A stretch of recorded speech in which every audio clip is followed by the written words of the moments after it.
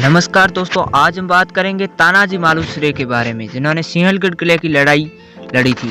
तो तानाजी मालुसरे सिंह के नाम से जाने जाते थे। 1670 में सिंहलगढ़ की लड़ाई में इन्होंने मुख्य भूमिका निभाई थी। वैसे तो भारत के इतिहास में काफ़ी लड़ाइयाँ हुई जो कई योद्धाओं ने वीरता से लड़ी और जीती भी थी। इनमें से कई योद्धाओं ने अपनी जान भी गंवाई है।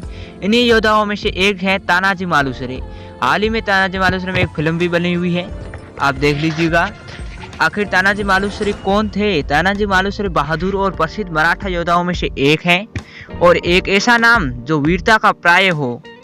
वे महान शिवाजी के दोस्त थे। उनके 1670 में सिंहलगढ़ की लड़ाई के लिए सबसे ज्यादा याद किया जाता है, जहां उन्होंने मुगल किला रक्षक उदयभान राठौड़ के खिलाफ अपनी आखिरी सांस तक लड़ाई लड़ी थी और जिसमें मराठाओं की जीत का मार्ग प्रशस्त किया था। और उनकी वीरता और बल के कारण शिवाजी ने इन्हें सिंह कहा करते थे। तानाजी मालुसरे का जन्म 1600 ईस्वी में गोडोली में हुआ था, जो महाराष्ट्र में है। इनके पिता का नाम सरदार कोलाजी और माता का नाम पार्वतीबाई था। इनके भाई का नाम था सरदार सूर्याजी। अब आइए हम सिंहलगढ़ की लड़ाई के बारे में थोड़ी चर्चा कर लेते हैं कि तानाजी मालुसरे के पुत्र के विवाह की तैयारियां चल रही थी।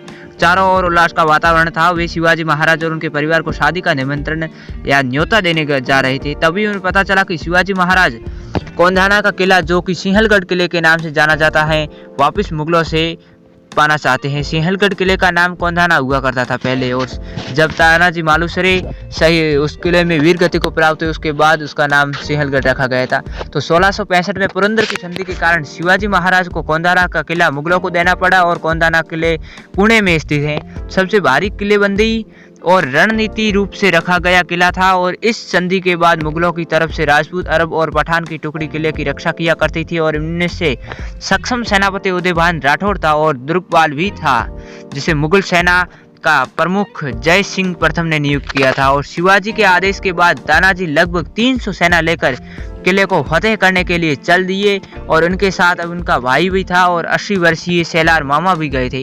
किले की दीवार इतनी ऊंची थी कि उन पर आसानी से चढ़ना मुमकिन नहीं था। चढ़ाई बिल्कुल सीधी थी।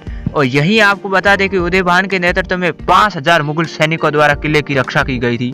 एकमात्र किले का वो हिस्सा जहां मुगल सेना नहीं थी, वो एक ऊंची लटकती हुई चट्टान के ऊपर था। ऐसा कहा जाता है कि तानाजी अपने एक पालतू जानवर, जो कि एक विशालकाय छिपकली थी, कि उसकी मदद से ऊंची चट्टान पर अपने सैनिकों के साथ चढ़ने में कामयाबी हुई। मुगल सैनिकों पर हमला किया और इस हमले के बारे में उदयभान और मुख्य मुगल सैनिक बेखबर थे। लड़ाई में तानाजी उदयभान द्वारा मारे गए और वीर गति को प्राप्त हुई, परंतु उनके सेलार मामा ने तानाजी के बाद लड़ाई की कमान संभाली और उदयभान का वध कर दिया।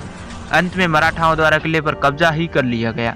आखिरकार मराठाओं को तानाजी के शौर्य और सूझबूझ के कारण विजय प्राप्त हुई और सूर्योदय होते होते कोंधाना किले पर भगवा ध्वज फहरा दिया गया था। जीत के बावजूद शिवाजी अपने सक्षम कमांडर और दोस्त को खोने से काफी परेशान हुए। उनके मुख से निकल पड़ा गढ़ आला पर सिंह गेला, अर्थात यानी कहा गया कि गढ़ आला पर सिंह गेला। गढ़ तो हाथ में आ गया, परंतु मेरा दोस्त जो तानाजी चला गया। उन्होंने तानाजी के सम्मान में कोंधाना किले का नाम सिंहगढ़ किले के रूप में बदल दिया, क्योंकि वे तानाजी को सिंह कहा करते थे। तानाजी मालुसरे ऐसे योद्धा हुए जिन्होंने अपने पुत्र के विवाह और अपने परिवार की परवाह न करते हुए भी शिवाजी महाराज की आज्ञा मानी और सिंहलगढ़ किले की लड़ाई लड़ी और जीत भी हासिल की। ऐसे महान योद्धा की वीरता को महाराष्ट्र और संपूर्ण भारत में याद किया जाता है। तो दोस्तों, आज के वीडियो में इतना ही जानेंगे। अगर आपको ये वीडियो अच्छा लगा है तो वीडियो को एक लाइक कीजिए और चैनल को सब्सक्राइब कीजिए और नोटिफिकेशन पर भी क्लिक कर दीजिए ताकि आप तक हर नोटिफिकेशन मिलती रहे। धन्यवाद दोस्तों, वेलकम अगले वीडियो के लिए।